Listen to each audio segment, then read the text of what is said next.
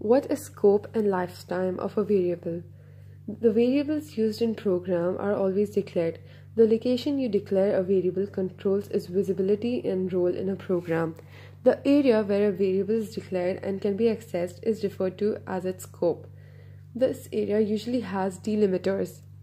The most used delimiter of scope is the curly bracket. If a variable is declared after opening the curly bracket, that variable is available and accessible until the first and next closing bracket. Such a variable is referred to as local. If a variable is declared outside of any function, such a variable is qualified as global. If a variable, mostly constant, is part of the operating system or compiler, such a variable has the widest scope and can be seen and accessible by any function and by any program, provided the right header file is included. Types of scope. Local or block scope.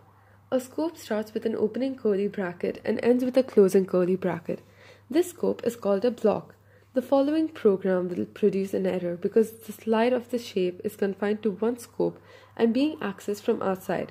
Example, curly bracket int x is equals to 2 curly bracket closed. Function scope.